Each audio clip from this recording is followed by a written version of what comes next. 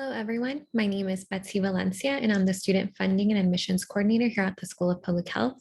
Thank you for joining me today for the How to Fund Your Public Health Degree webinar. I'm going to go ahead and go over today's agenda, and then I'll get into the content of today's presentation. Today, we're going to cover cost of tuition, cost of attendance, California residency for tuition purposes, FAFSA, work study, fellowships, online MPH fellowships, graduate student appointments, international student eligibility, undocumented student eligibility, and other resources for students. The first thing we're going to cover is the cost of tuition for online MPH programs. The online MPH program consists of 42 units, a total of 42 units, 5 regular semesters, meaning semesters that fall during either the fall or the spring, 2 summer sessions, and they include a one-time document fee. And just for the purpose of this presentation, the total does include the student health insurance fee. So again, that's a total of 5 regular semesters and 2 summer semesters. This total does not include the total cost associated with the 2 required on-campus visits. So totaling all of that up, the total cost of our online MPH program is a little over $77,000. I do want to point out that non-California residents are not required to pay non-resident student tuition. So the total cost of this program is the same for both California and non-California residents. Now moving on to our residential programs. Students who enroll in a 1-year MPH program are required to begin during the summer semester. Now, during the summer semester, students are not required to pay professional degree supplemental tuition or non-resident student tuition. They're also only required to pay that document fee during their first semester. So students who begin during the summer semester will pay that fee then, and they're not required to pay that fee again during either during the fall or the spring terms. So I have included here on the top right-hand side what the totals are going to be for all of our master's programs. So for our 1-year MPH for California residents, it's a little over $35,000. For non-residents, it's a little over $47,000.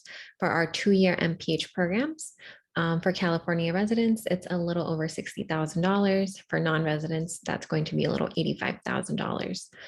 For our MS and MA programs, which are 2-year programs, the total for California residents is a little over $40,000, and for non-residents, that is a little over $65,000. Again, I do want to emphasize that both our DRPH and MPH programs require students to pay those professional degree supplemental tuition. So for those of you who are interested in MS and MA, again, you're not required to take those fees into account. I also want to remind you all that these are figures that are solely based on this year's fee schedule. So tuition and fees are subject to change, and total amounts may actually differ from the actual cost of attendance. Again, these totals do include the student health insurance, which students do have the option of waiving, and that's something that they would follow up with directly with their SHIP office once they accept admission. And of course, non-resident totals assume that students remain as non-resident during the entirety of our program. Up next is the cost of attendance. Now, this is expenses related to completing one of our programs that does not include the cost of tuition. So this can be used to assess the total cost of living for students. And the way that we would encourage students to use this information is to take the total cost of tuition and go ahead and add the cost of attendance to that. The way that we find these numbers is that we actually survey all of our graduate students here. That's how we get a better idea of what the cost of attendance is for our students. So again, these cost of attendance budgets are for one academic year only. For our academic programs, students can expect their personal expenses to be a little over $28,000 for one academic year. For our professional programs, that would be a little over $32,000. California residency for tuition purposes. So in terms of eligibility, US citizens and eligible non-citizens who have resided in California for at least 366 days are eligible. Also, any students that are eligible for AB 540, regardless of citizenship status. So those would be students who attended a California high school for at least 3 years and graduated. So again, let's say a student attended a California high school for at least 3 years, they graduated, they moved out of state. Now they want to return and complete their graduate degree, they can do that and they would be eligible for that, again, for the AB 540 tuition. Graduate students can apply for California residency during their second year. So they would need to meet the requirements, which would be an eligible immigration status, which is listed on the Office of the Registrar's website.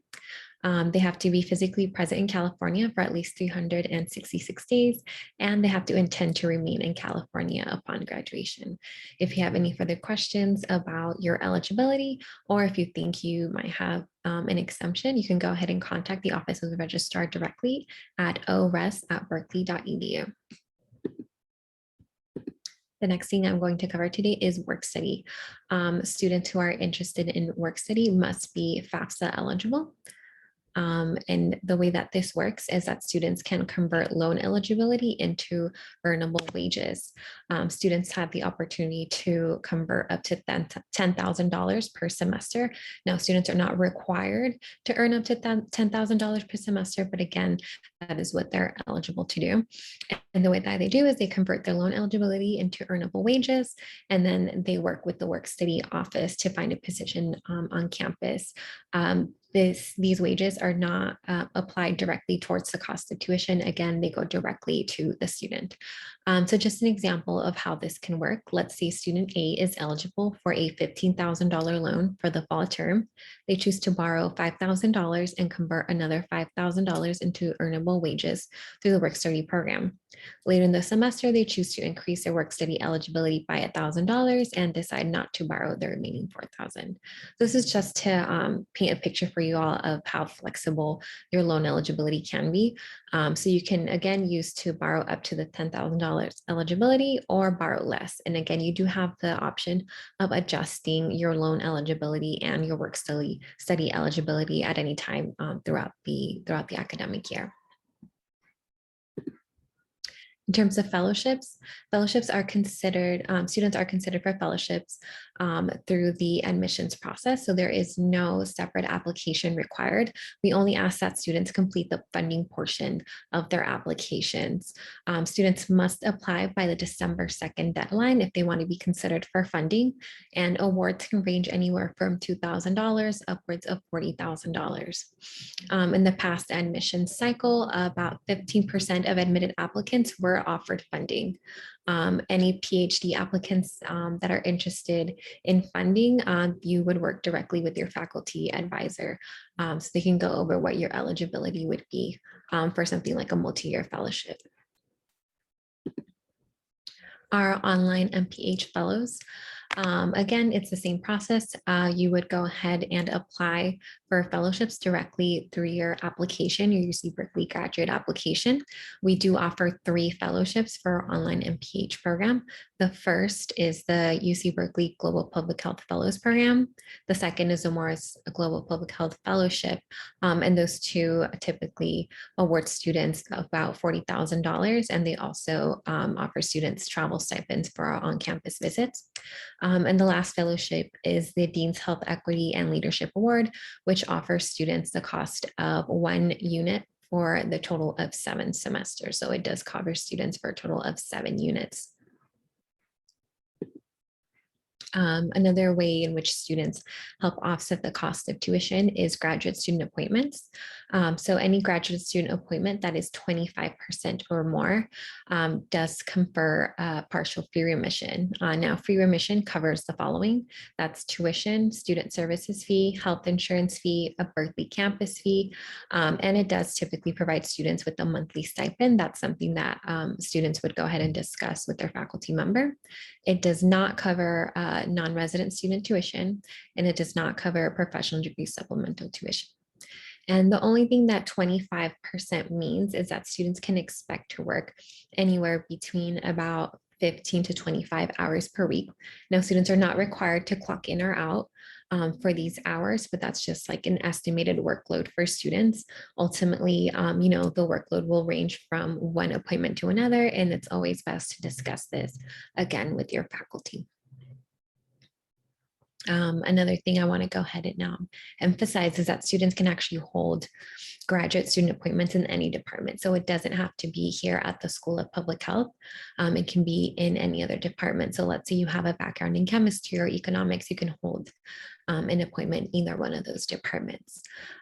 Typically, our students don't hold GSI or GSR appointments during their first semester, but that does not mean that you're not allowed to do something like that. So if you can go ahead and secure an appointment, you can hold one during your first semester. And the way that students typically find these opportunities is by either reaching out to faculty members directly or responding to any of our listings that we share with students throughout the academic year. International student eligibility. Our international students are eligible for scholarships and fellowships that we offer here, graduate student appointments, any of the scholarship competitions that we host, and there is also limited aid that's provided by the Berkeley International Office, which you would be eligible to apply for. Our undocumented students, if you're an AB 540 eligible student, again, you would qualify for the California resident tuition, and you would also qualify for the California Dream Loan Program, and you would go ahead and apply for this by submitting your California Dream application before the March 2nd deadline. You would not be eligible for federal work study, but you would be eligible for director's work study through the Undocumented Students Program. Undocumented students are also eligible for fellowships and scholarships. They're eligible to apply for any of our scholarship competitions that we host here. And again, they're also eligible for graduate student appointments. Other resources that we provide for students, for continuing students, is we host a variety of scholarship competitions throughout the academic year. At the moment, we host 7.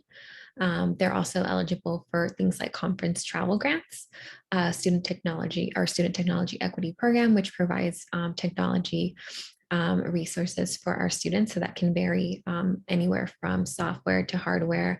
And then if students are eligible for that technology grant, they would go ahead and reach out to us directly. We can always make an accommodation for students. They're also eligible for student, parent, and caregiver grants. We also have a food pantry here in our department, the SPH Food Pantry. Our Basic Needs Center serves students from across all of the departments on campus, and they also provide things like food assistance programs, another campus food pantry, and other housing resources. And the last way in which we support our continuing students is by providing emergency funding. And typically students would just contact us, one of the program managers and myself directly. And again, we would go ahead and try to support students while they're currently enrolled here. Let's see. Okay, and that's the end of today's presentation. If you have any questions, just feel free to email me directly at sphaward@berkeley.edu. Thank you for joining me.